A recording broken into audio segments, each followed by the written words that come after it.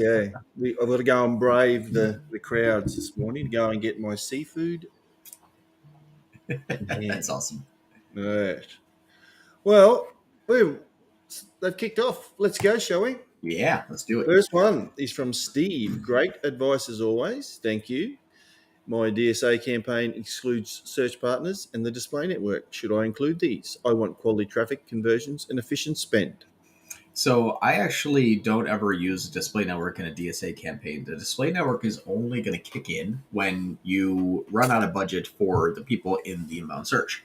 So, for example, if you have $500 a day and you have a DSA campaign, and that campaign has enough inbound search traffic with your bidding strategy to get $350 worth of inbound search traffic, it'll say, okay, we're going to spend 350 on it, and then the 150, I'm just going to just spend the rest on the display ads.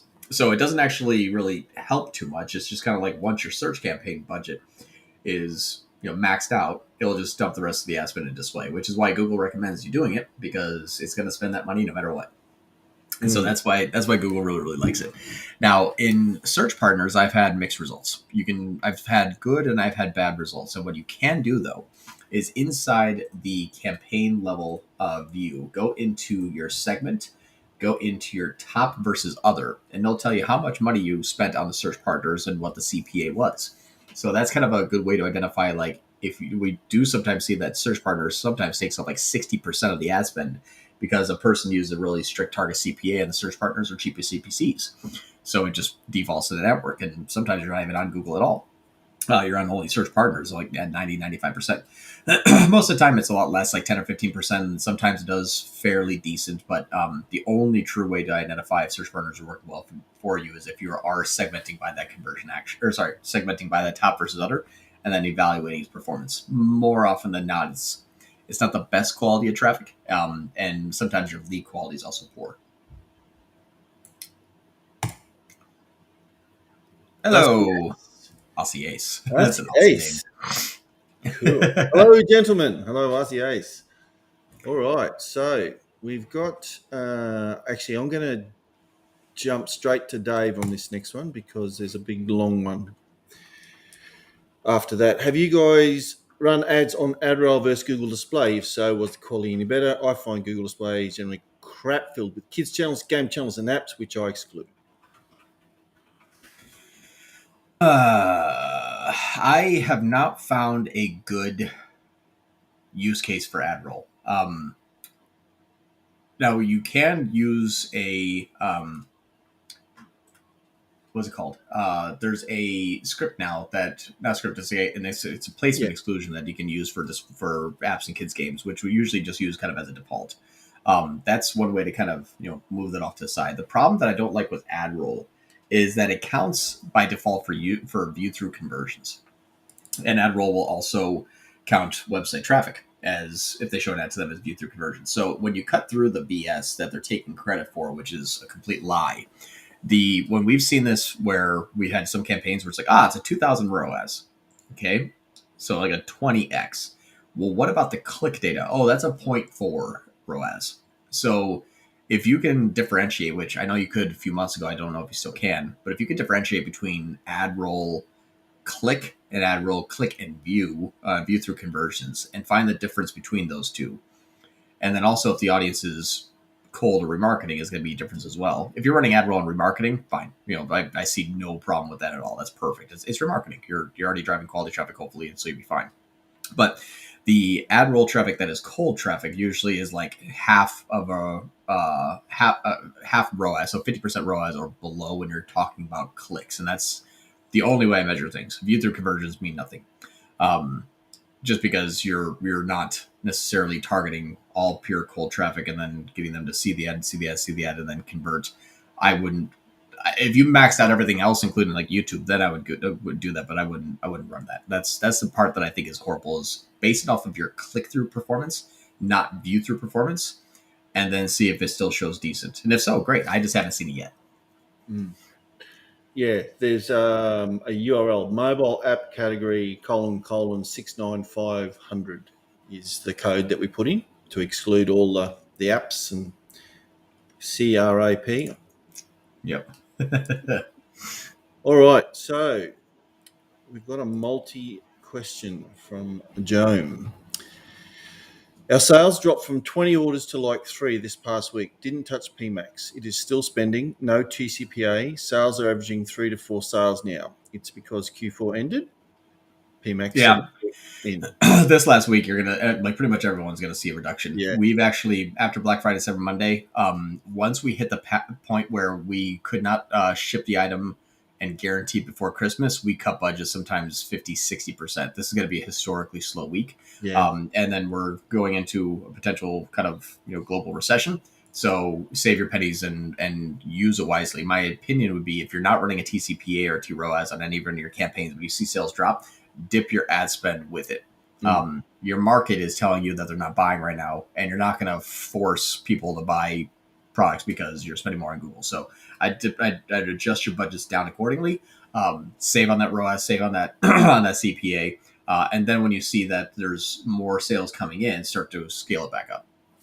Unless you live in Australia or Great Britain and you've got Boxing Day sales the day after Christmas, then go bunter. Yeah, Boxing Day. I remember that. I think Canada has that too. The other part that I would say is if you're using a TROAS or TCPA, your campaign may not see the recent increases. So, for example, if you're running on a 300% TROAS and you start to dip budget down, or it starts to dip down for you because it's retracting, you're not going to be able to see the increase in efficiency until you turn that off, which is why I don't run TCP or TROAS on any of my campaigns. I adjust budget, because TCP and ROAS are going to lock into a finite audience, which means if you have more people that are starting to come into the market and start to buy things, then Google's not going to start to test those people, and you're just going to go right into the kind of the same audience that Google knows about. So a lot of times we've seen that on upswings, all of a sudden you remove the TCP and ROAS, all of a sudden both sales and spend starts to spike up. So I run it without a TCP or ROAS so that when the sales start to get spiked up and I start to overspend, good. If I'm overspending and sales are coming in, I'm going to ramp back up. Is it true your competitor has higher budget for PMax? Your PMax with lower budget will never work, and Google takes your money. AI does everything now. Feels like whoever has more money will win. Kind of, yeah. Everyone's on a pretty much an even keel right now with PMax, which is why we've been kind of moving to other campaign types than PMax. So you have to take it into consideration where, if you're on standard shopping and it's like you guys are both selling the same product for the same price right next to each other, I mean, you can basically imagine that PMax is going to get there too. You're just now adding search. PMax is not really great to say, aha, well, search didn't work and shopping didn't work, but display and GSP and YouTube discovery are working great. Nope. It's still going right back to the areas that people buy. So if you need more control over your search terms, maybe you think about switching back to standard or trying a different campaign type in order to go around where your competitor is, if you don't want to be kind of stuck in the same position as they are. Dave. Oh, did we get that one? Oh. Does Chasm still work here? There. Yep. Yeah, we're actually, a small little announcement. This is probably going to be the last day of a Q&A style. Cosm and I are going to be moving over towards a different kind of structure where we do more of a how-to podcast type, where we do more instructionals and that kind of stuff. I think I love the Q&A, but I think that we've kind of hit a point of where we kind of have a repeat, and we're starting to kind of see the suffering in our watch rates. So we kind of have a small community here that's just kind of shrinking. So I think that the consultative type of approach is going to be going away for a more informative new news, how we're using it, new campaign types, all that kind of good stuff. Yeah, I think that's a good idea too, because you can really get into the nuts and bolts of the topic and delve into it. Yeah. Yep. So that was, it seems like Reddit talks about, I know Reddit's far from the best place to get true professional knowledge. It seems everyone on Reddit complains about PMax not working at all. Well, I mean, everybody that was rushed to PMax early won. And then when everybody else also rushed to PMax, and now it's back to an even keel. So where you have less of Google shot itself in the foot by pushing everyone towards it and counting the brand and counting the remarketing, counting the existing traffic and counting the existing customers. And for the people that don't know any better, ROAS looks good. And yeah, it's good enough for like 80% of the people, which is what Google was basically just able to remove the experts from, which means it opens up to a bigger market for themselves. So it's a smart move on Google's part.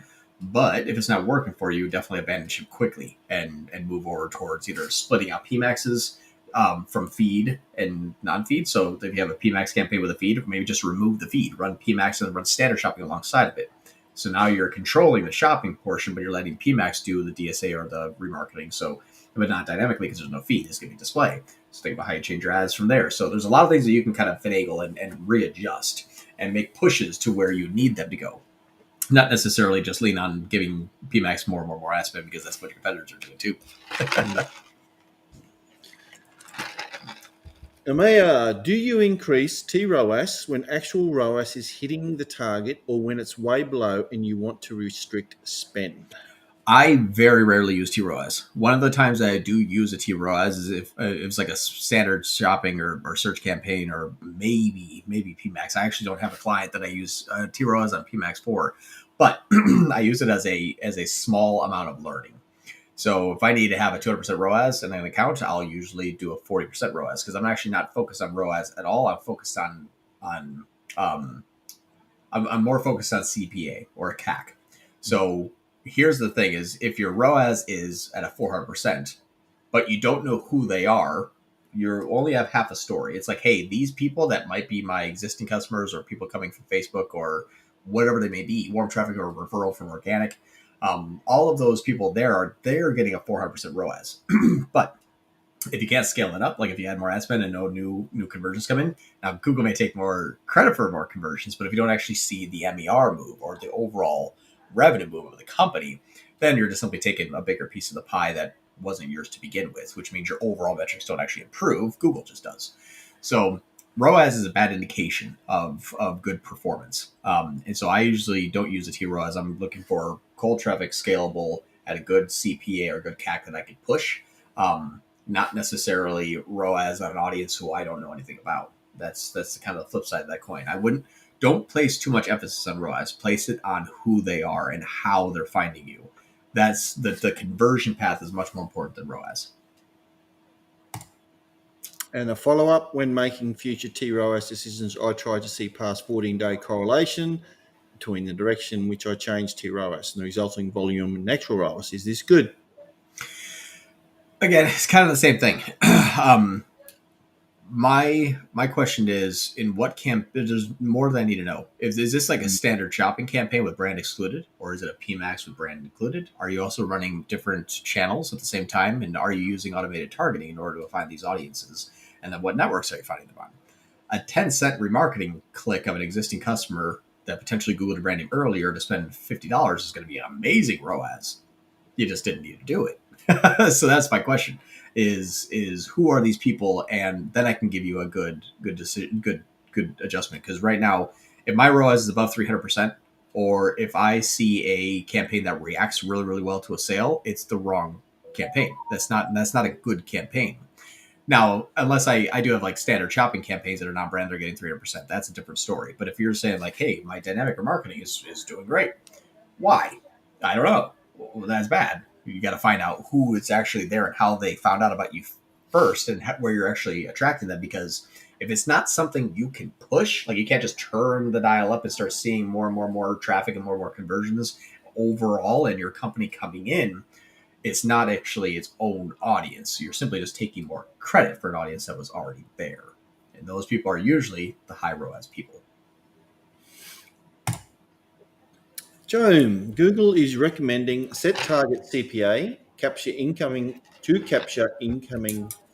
traffic increases up 29.8%. You may miss out on conversions. Should I ignore it? Yeah. So setting a target CPA doesn't capture more traffic.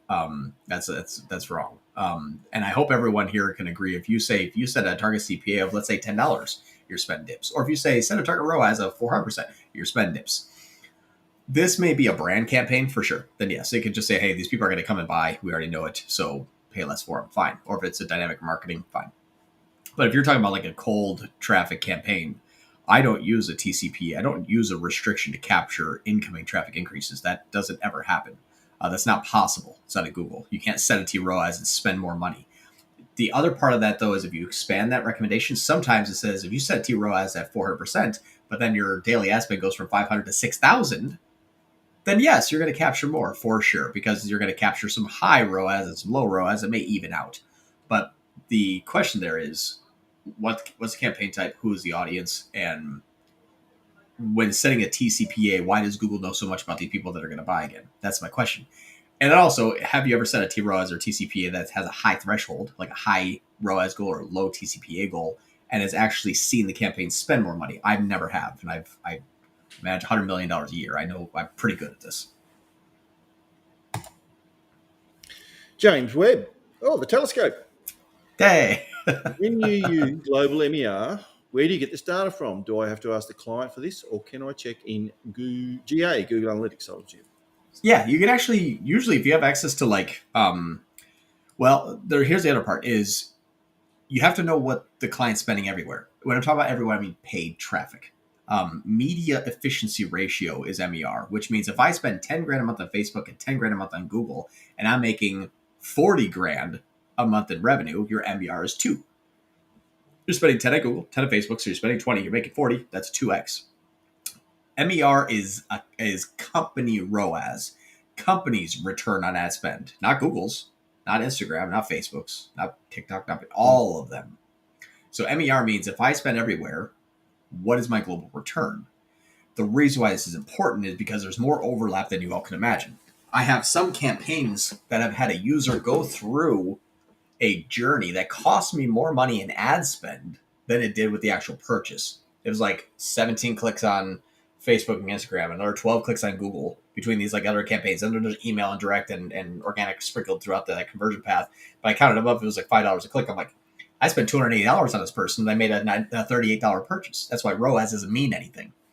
So MER is more important because you're taking a holistic approach to all of your marketing, knowing that those are all going to intertwine, and Google's going to try to remarket Facebook and Facebook's going to try to remarket Google. They're both taking credit for it, so they're both lying. So MER is the only true north. And then if you know that these are all individual cold traffic campaigns and you're smartly remarketing and you're spending in efficient areas, your MER is going to look really good and it'll be scalable.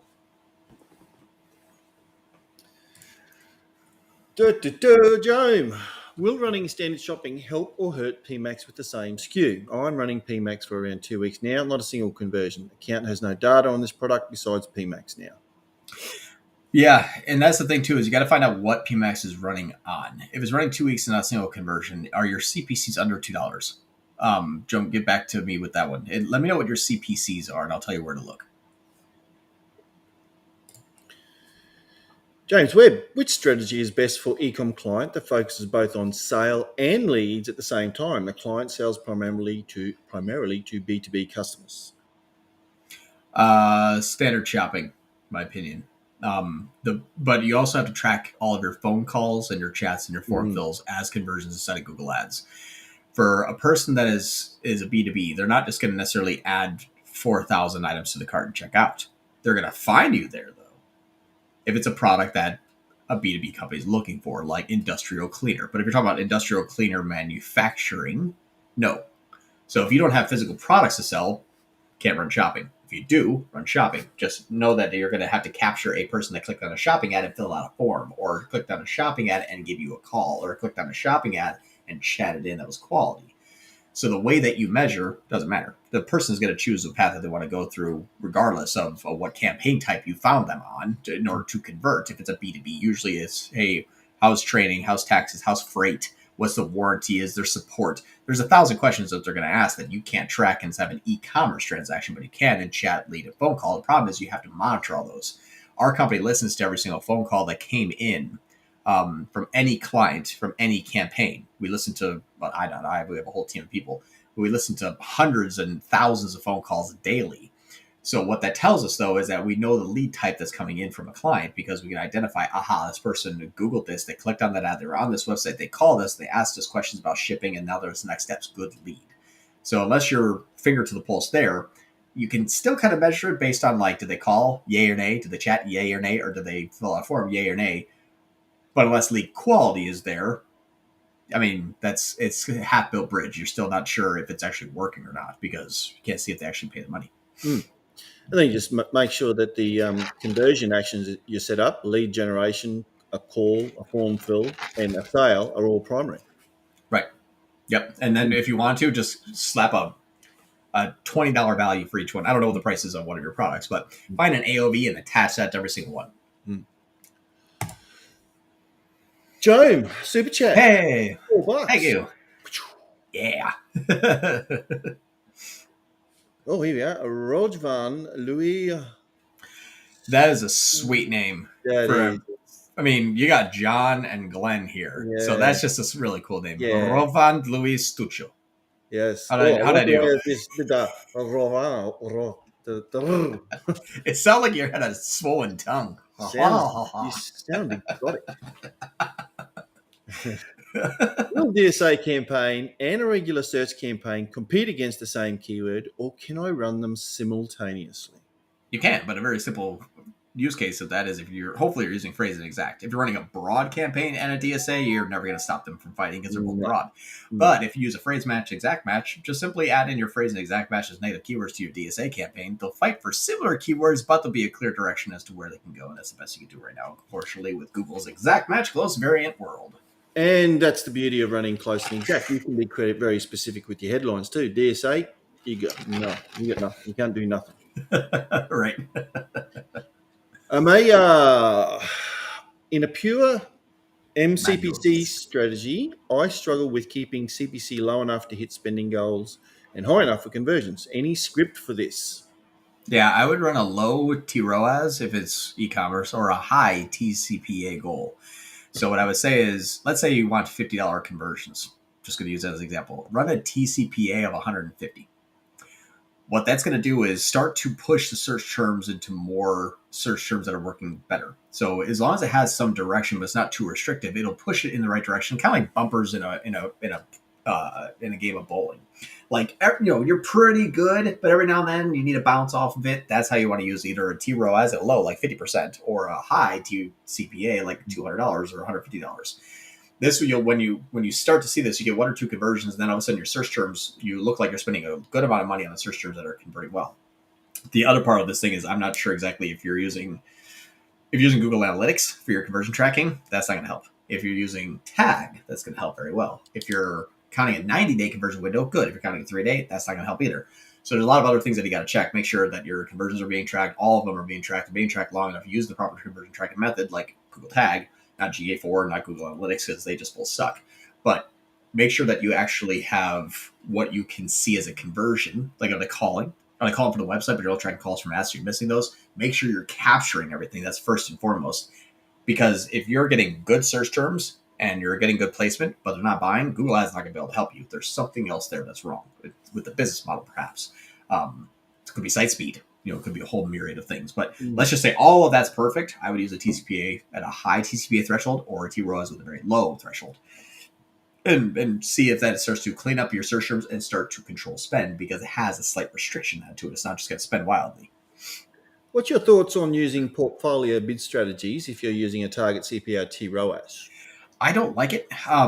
It's weird. I have a TROAS campaign right now. It's going to 50% TROAS. My average CPC is about $3. I have about 20% of my conversions coming in though at $19 and $20 CPCs. Really? So yeah. So that's what's interesting. My average is $2, but I have a bunch of conversions at the $20 range. So if I portfolio bid strategy my way into saying that, well, maximize clicks but cap it at a CPC, or if I set some sort of restriction on that I haven't tested at a high threshold and proven that didn't work, then yes, that makes a lot of sense. But I haven't seen that use case just yet. Yeah. It's very, very, very interesting. Actually, here's what's fun. Let me do this because it sounds like I'm kind of just making this up, but it's actually. I've seen campaigns where without the portfolio bid strategies, like a click might cost $60, and you go, and everything else is $1.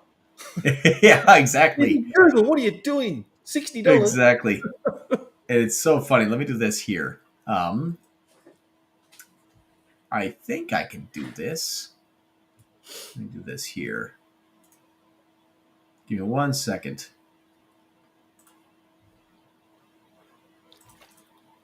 All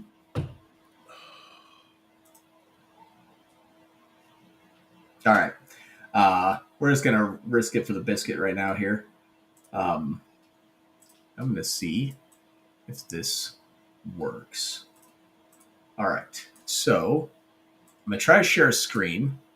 And I think like you're going to see some medications, and I don't know how if this is even going to work here very well, but this is really, really cool. Let me share screen here. Okay.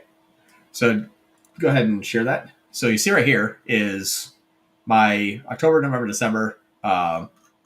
Usually my CPCs are 2, 6, 1, 9, 2, 2. I mean, you're looking pretty consistent here.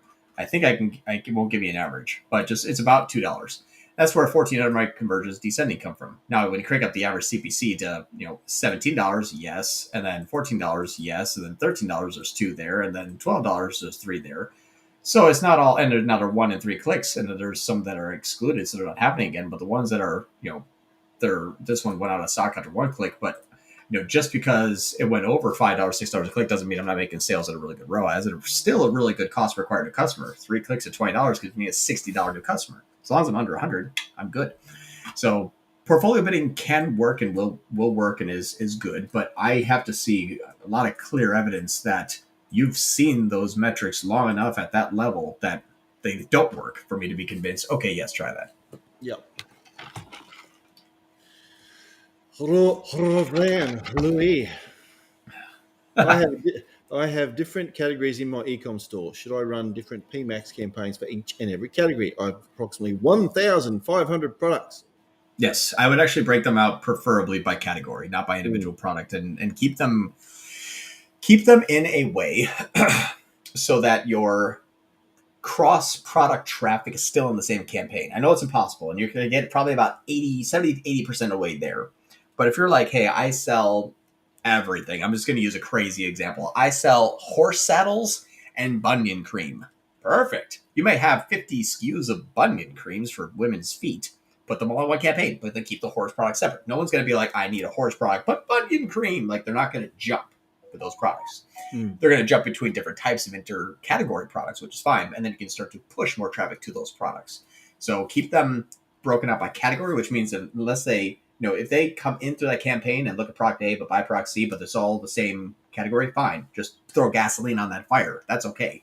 But don't try to separate it out too broad or too specific, because then you're going to crank up ad spend over here, and then this campaign is going to attribute conversions. So you're like, oh my God, and then you crank up ad spend here, and then nothing happens. And yeah, it just gets all sort of wonkiness because you can't see where the traffic is going. So keep them categorically relevant and say, if I was looking at this product, what else would I be looking at to buy? Those are products you keep in the same campaign. I like my bunion cream one. Oh, that was a great example. I was thinking, where's he going? Where's he going with this one? Bunion cream. Hey, horse saddles and bunion cream. I don't think those are related. Emmanuel. Hey, guys. Happy to be the newest member. Welcome to the team, Emmanuel. Welcome to Crazy World. Yes. We talk about women's bunion cream here. You probably are going to happy to be the newest member and probably the most recent cancellation, I would understand. James Webb. Also, my God, James, what are you doing to us? Hold on. Can I copy that? Wait. I don't know if it's we can. It's a secret. Wait. It's a secret code. Oh, it's got to be. Hold on. It's the lotto numbers for Christmas Day. Yep. Let me see here. Google Translate. Don't fail me now. We're going to do this live, everyone. It's got 0 results. Oh my God, you broke Google. How did you do that? Wow. Oh, wait. Google Translate. The parentheses was screwing it up. Oh, it doesn't even work. It just gives me. It's like, here's that translated to English. It's just the same thing. All right. Wait. Oh, he's already did it. Yeah. How do I see the distribution between new and? How did you do that, James? Like, did you just accidentally switch languages in your head? Like, that's pretty impressive. Like, I never come to the live and be like, hola, ¿cómo estás? Like, wait. Sorry, that's Spanish. Like, that was pretty impressive. How do I see the distribution between new and returning customers? John said in a previous episode, do not trust Google data. Correct. So the one way that you can really do this is using a tool like Northbeam. Northbeam integrates with whatever CMS you have, and the CMS backend actually imports it right back into Northbeam and says, here's what was spent, how many are new, and how many are returning. That is a gold North Star. And I've proven that with millions of dollars of data to say, yep, that's accurate. I can even see the previous returning customers' purchases, even if that even if that person got to us by Googling a non-brand keyword, they end up being a returning customer. So kind of interesting thing that to watch, that just not all non-brand doesn't mean that it's not new people. Or it doesn't mean that they're new people. So what I would say is looking at the return customer rate inside of Shopify is a good starting point. However, just know that your return customer rate in the back end of Shopify is indicative of people who are customers, and the people who are customers to Shopify is, do I have their email address, not have they made a first order. So be very careful about that one, because you have a 40% customer rate. Half of those might be previous customers, though. The other half may have just been email subscribers that bought. It's a really interesting thing to see. But what you want to do is, using Shopify, there's a tool that says, yesterday, the people who have these UTM parameters and have a purchase with a previous purchase less than one, that'll shoot out all of the new customers. Compare that to new versus returning. Compare that to what your Google Ads data shows as total conversions, because now you're using UTM data, so it's going to be a little bit more closer, but that's a good way to kind of identify if that's new or returning. Best way, though, is to use a tool like Northbeam. Trip Whale doesn't do this. Wicked Reports doesn't do this. The only one that I know that does this very, very well is Northbeam, which is why I'm an early investor in it. It's really changed the way that I look at Google completely. So it's kind of cool stuff. Dave, John, will you consider going back to your 30-minute Q&A on Mondays that you used to do? If not, how about just call me for 30 minutes? I think so, Dave. I think the interesting thing is we're kind of redoing my consulting fee, and so we have a lot of clients now. They're paying a consulting fee for my time, so we're going to kind of have to go more towards that, just because it's a little bit disingenuous to charge them for kind of some Q&As and then hop on here and then do it for free. So there's a difference there. The other part is, I think the Q&As are still, I think, are good, but I don't think that the people outside of us benefit from it, because it's like, if someone's watching this, it's like, well, that doesn't apply to me, and then they jump. So we're doing all this kind of stuff for free. I think we're going to have to change it back into more of an educational type of platform. But I think that there's probably something in the future for a community that we can share ideas. Maybe it's a closed Facebook group. I don't know. That's still not going to completely go away. We just have to change the median of media that we're using for it. Yep. No Q&A with John is like no Santa on Christmas. I'm sorry, everybody. Santa's dead. I killed Santa. I mean, I am fat and jolly with a beard, so I'm still here. Just call me Santa. If a client goes into vacation for about 2 weeks, should I pause all campaigns, decrease budget to like 10 a day, or spending around 500 a day? Yeah, go to $10 a day for sure. What you're going to do is you're still going to have Google watch everything, and Google has a 2-day rule where if the campaigns are paused for 2 days, it just forgets everybody that it was watching, and then it restarts all over. So $10 a day allows you to watch the traffic, but you're just going to get your emergency, like, limited by budget. Like, you need to scale up. But what we'll do is that $10 a day, what you're doing is investing in a rescale that's going to be 5 times faster than pausing and unpausing and going to relearning for another week.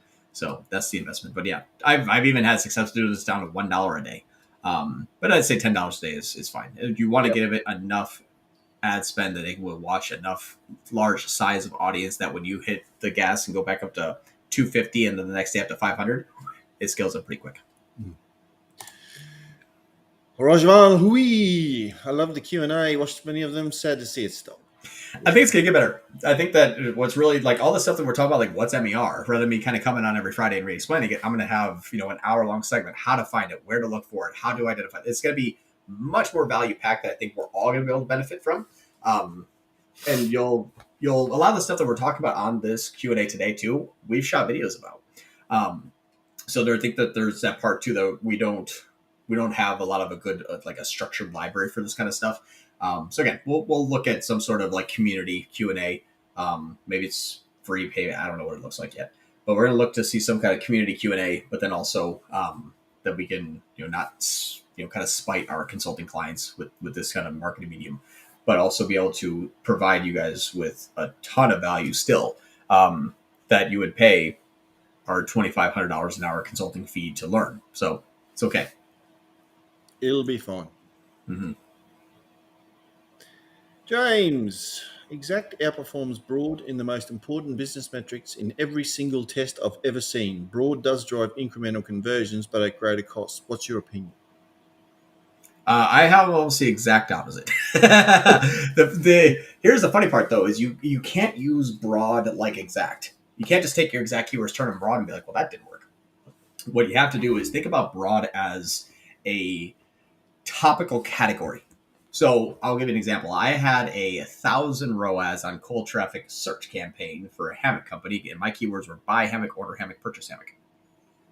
Those are probably not keywords that you thought of using. Now, like most comfortable hammock, or two-person hammock, or tree hammock, or hammock without stand, those are things that you would say is the things you bid on. I still got those as search terms, and I still 10x them. So what you have to think about is not necessarily why is my broad not outperforming my exact and phrase. I also would challenge you that at scale, that's still the case, because I brought this thing up from about $200 a day to $5,000 a day without hitting a point of diminishing returns. I can't do that with phrase exact, but at scale, it was amazing. And then at capturing all the search terms, it worked really, really well. So that's the part two is broad is not phrase or exact. Broad is like an SEO campaign type. But you have to be very, very specific. If you have more than 10 broad keywords, you won't be able to really test those, even if you have $1 million a year. So those 10 those 10 broad keywords are going to turn into 1 million search terms, and you're going to spend $1 million on it. So here's the part that I think this is safe because it's over 2 years ago now. I've just been using this for that long. But I wanted to share with you a scenario that most people are not going to believe unless they see it. And I'll share with you what this looks like. Perfect. All right. So let me swap this over here and let me share screen here. I'm going to be very specific about this one. I'm going to do this again so that I can not. I'm just going to do a very small example. So let me share screen here.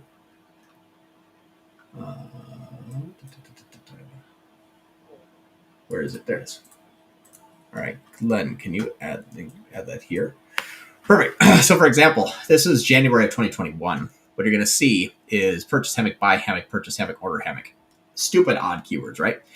And now what you see is two-person hammock that matched for purchase hammock, a sale at $1.88. Hammock, buy hammock, hammock without stand, hammock with stand. So hammock without stand, I sold that person. Hammock with stand, sold that person as well.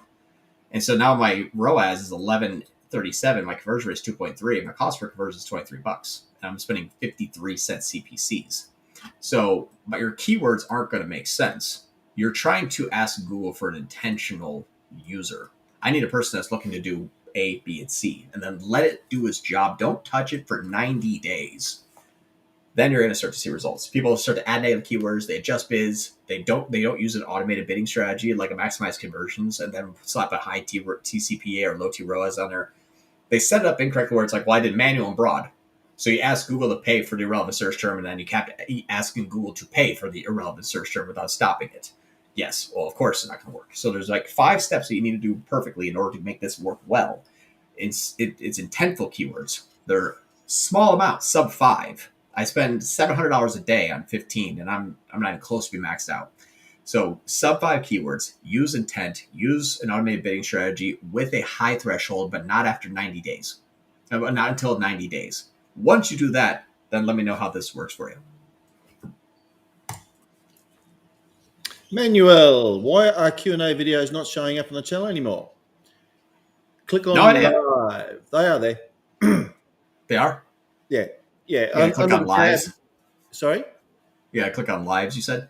Yeah. There's a heap of tabs in the channel: home, videos, shorts, live, playlist, community. Click on the live. They're all there. Manual. Gotcha. There you go. There you go. Amaya, any experiment ideas for B2B? I'm testing pinning, display paths, headlines with or without certain words, e.g. cheap. So you're talking about ad copy. My opinion is don't pin, that you're just going to end up paying more CPC.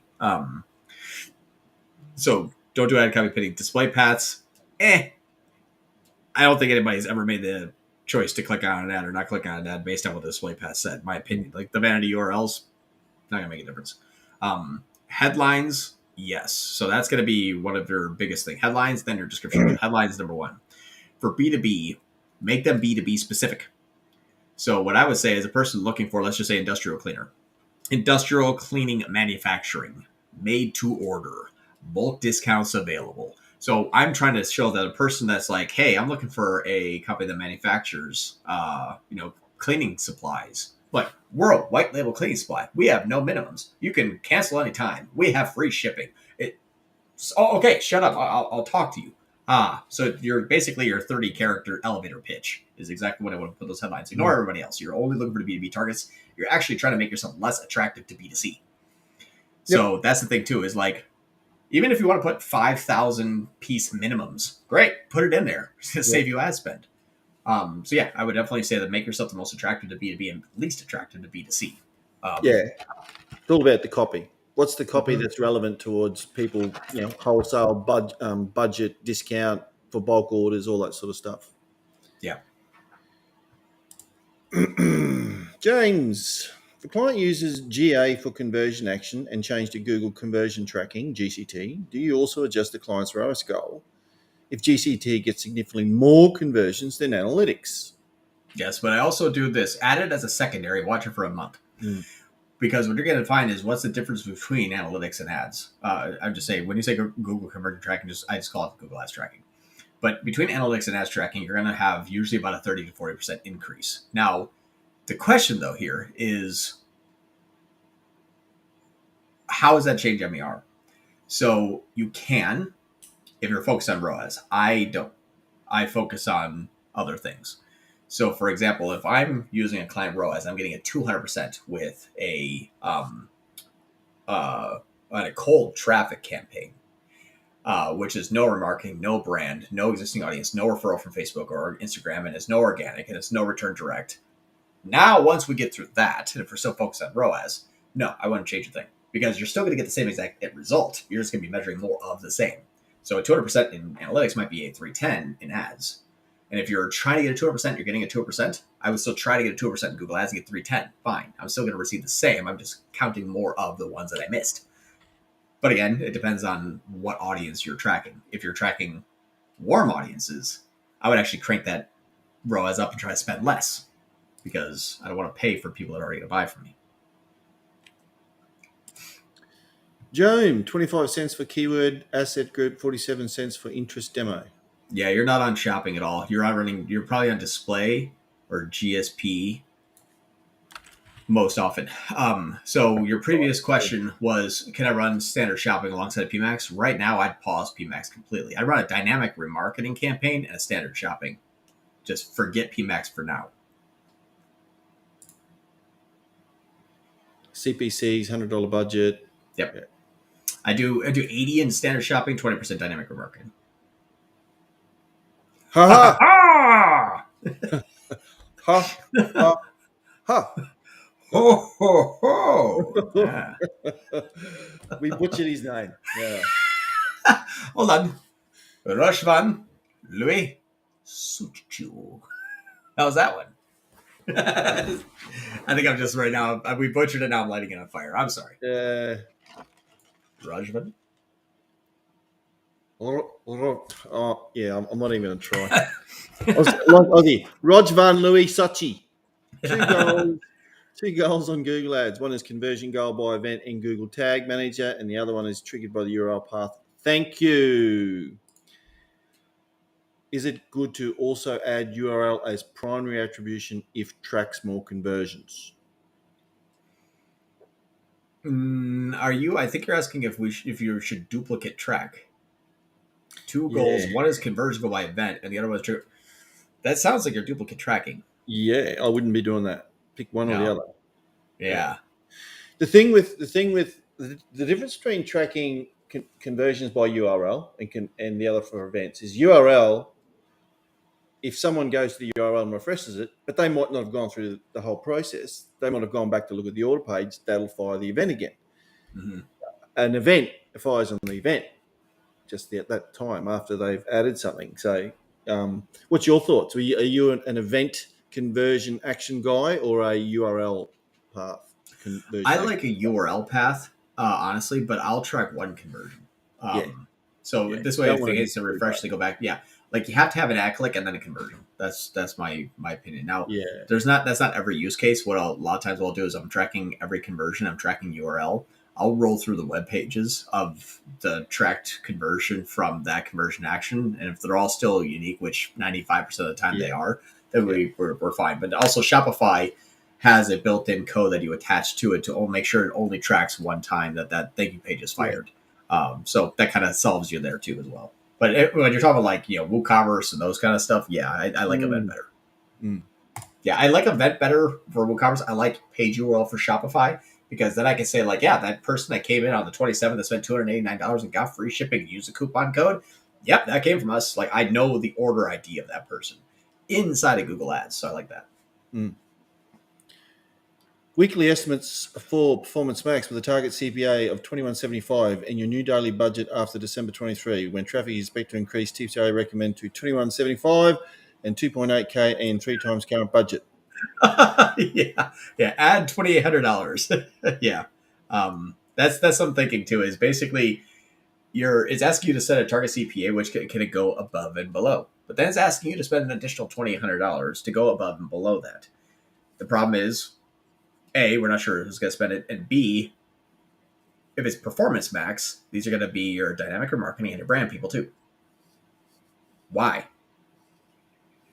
So that's the problem that I have is depending now if it was standard shopping, sure, it's never going to happen, but sure.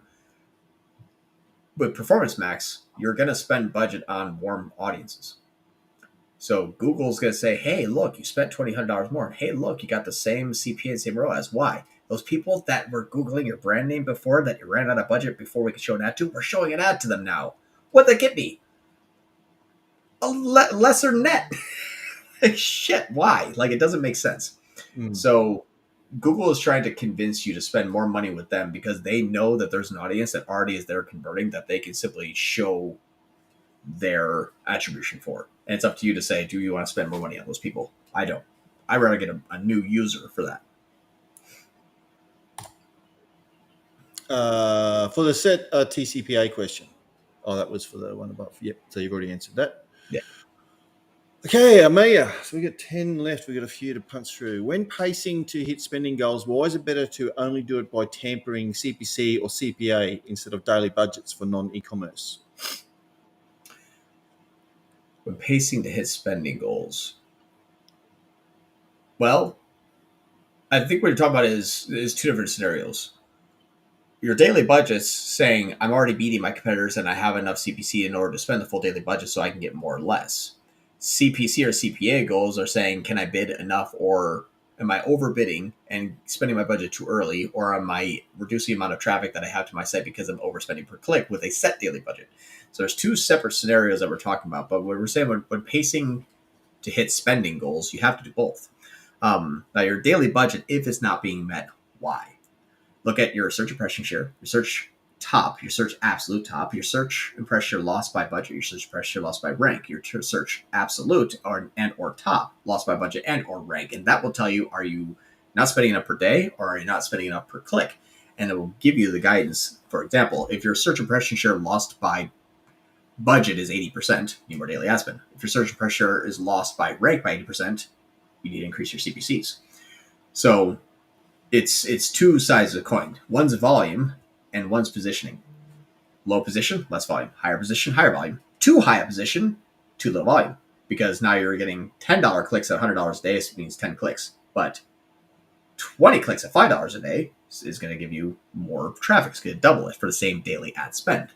So there's two scenarios that we're talking about here. And when I'm talking about spending goals, I don't have a problem hitting spending goals ever. It's not a problem when using this formula.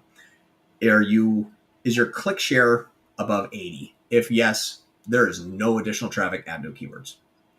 Is your search impression share above 80? You're no additional more users have more ad spend. If your search and press share is below 50, and if your click share is below 50, you need to see, are you losing it by rank or losing it by budget? One of those will tell you what you need to increase. Rank, CPC, budget, daily ad spend. Perfect. Hey! James Webb, please make a full episode on the conversion path. Noted. That's the plan. Yeah. I am in about 12 to 13 meetings a day, and then we hop on here, so I have very little time to do videos. So this is going to give us that time to make full episodes on conversion path, how to monitor it, how to identify it, all that good stuff. All the stuff that you guys are asking me to that I have to just kind of give you like a 5-minute brief overview that I can't show you. That's the part where you're like, I still need more, and I can't give more because we have to move on to the next question. Running a reactivated smart shopping campaign from March this year. It's been 3 weeks, not upgraded to PMax. What can I do to ensure it's never upgrades to PMax? You found a unicorn, my friend. And you're like, how can I make sure this unicorn never runs away? It's like, yeah, don't sleep. Tick. I don't know. I've never seen that before. So that's really, really, really cool. I don't even know. You somehow found the campaign Google missed. You broke Google. My opinion is it's going to happen one day regardless. Like, I remember waking up one day and be like, damn, they're gone. Like, it just happened. So I don't know if there's anything you could do, honestly. Group. Did you find the automated component settings, and what are your thoughts on the settings, John? Automated component settings. We talked about a lot of things. What was that? Let me try this real quick. You shared me that section here. Let's see here. Oh yeah.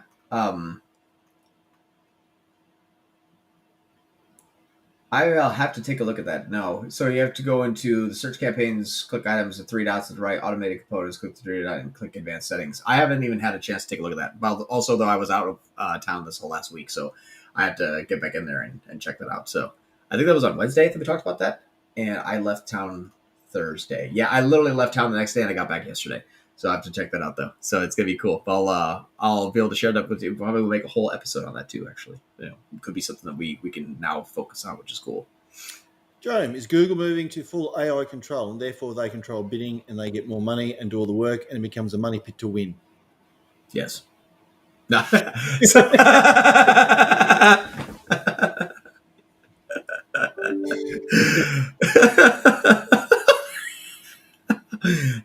Next question, please. No. So yes. So it's not moving to full AI control just yet. That's Topics API. That probably still won't be full AI. It'll be full AI targeting. But here's what I could say is it's you choose your path to what you want. And when you choose the path to what you want, be careful what you wish for. Because if you say, give me the highest ROAS you can, here's all your brand. Well, shit. And then give me the lowest CPA you can. Here's all your brand again. Crap. Now we're in the same square one. Problem is 99% of advertisers measure it that way. So if you say, I want the highest CPA and I want the lowest ROAS on cold traffic, starting there, perfect. Now you're at a good starting point. Then you optimize towards what works inside of those components. So when I say be careful what you wish for, Google's calling people every day, be like, hey, add a TCPA, hey, add a ROAS. Why? I just proved here where it's saying, hey, if you add $2,800 more dollars, I know I can guarantee you $21. How do you know that?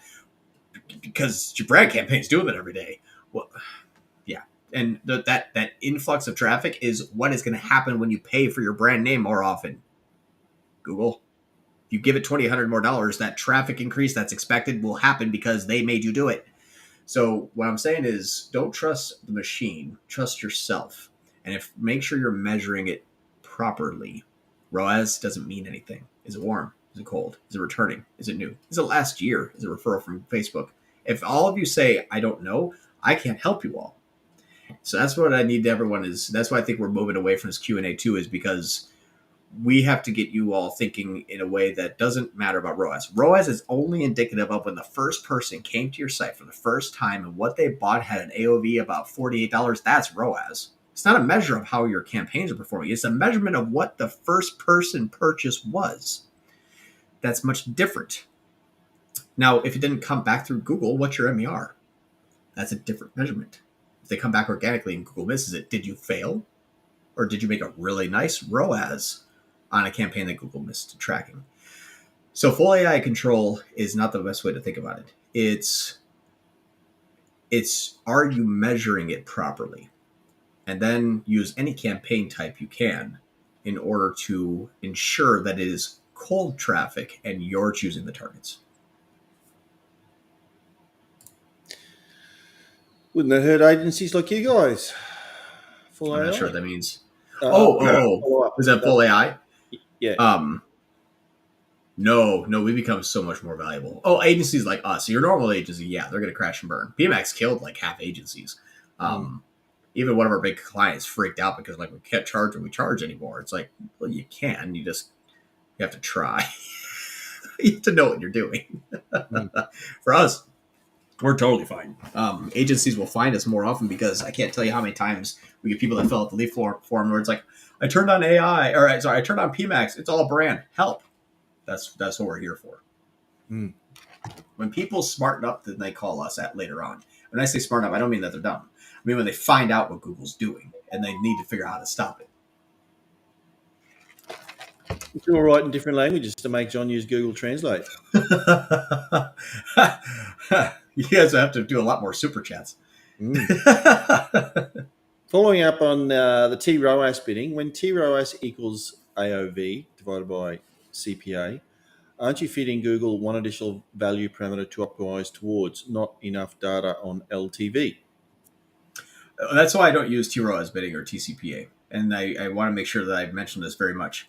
When you use TROAS and TCPA bidding to manage your campaign, you're leaving it to Google to find the users who are going to convert. So you're not choosing the targeting. You're simply asking Google, hey, if you need to go after all my brand traffic and all the existing traffic that's on my site from organic and all the Facebook spend, just give me a ROAS on those people, then yeah, you're not optimizing anything.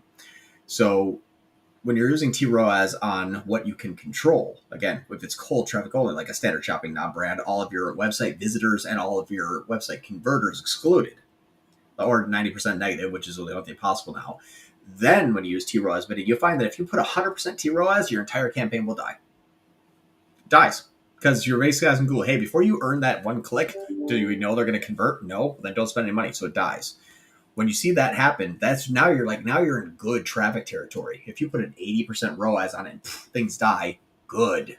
That means you're buying audiences that have never heard about you, known about you, and Google has no idea if they're even going to like you, but they're searching for what you have for sale. Thank God. Now you're back to normal. So the TROAS is, when you're talking about AOV and CPA, good, but I need to have such a low threshold, like a 40%, and no one wants 40% TROAS, or no one wants 40% ROAS, but I'm using 40% ROAS so that those people, when they get to the site, are at least searching very similar-esque terms that other previous purchasers has, and that's all I'm using it for. And what normally I'll find that my TROAS at 40% is getting me a 225 on cold traffic. Now I can spend, though, because instead of such a low threshold, it's not stopping. I got a call in a minute, so let's just do one more. Yeah. Okay. James going. Learning from you guys was the best thing. Cool. He wants to pay us. Cool. We'll send you a bill message, James. What have we got here? Is it good rule of thumb to pause ad groups when they are hitting 2-3 CPA without conversions? 2 to 3 times the CPA without conversions. Cost per conversion without conversions? Is it a good rule of thumb to pause ad groups when they are hitting 2 to 3 times cost per? I was like, wait a minute. Yeah, that's. I don't know. I think that's wrong. I'm sorry. You can't have a 2 to 3 cost per acquisition without an acquisition. Yeah, you got to know what. Yeah. You wait a minute. One more. I was like, holy crap! I thought I had a brain fart there. I'm like, why don't I know Google? Yeah, oh, my brain's broken. Yeah. One more. Why is it better to run a standard shopping campaign before starting with PMax campaigns with new e-commerce account? PMax is going to try to steal whatever's working at that time. So if you start a standard shopping campaign, you get shopping up and running, and PMax is going to come in and say, oh, great, I'll take over from there. But if you start and PMax says, I tried shopping. What did you spend? $18. Did you get anything? No. Where did you go through? I went to display. All the people on our website right now, they buy a lot. Or I went to search. All the people Google our brand name. Those people buy a lot. I'm happy. And it doesn't actually do anything. So you're going to try to have supplemental campaigns that you can control so that Google can take and steal from it and grow if you wanted PMax to take over. But then after 6 months, then it falls right back into brand. So, who knows if it's even a good idea.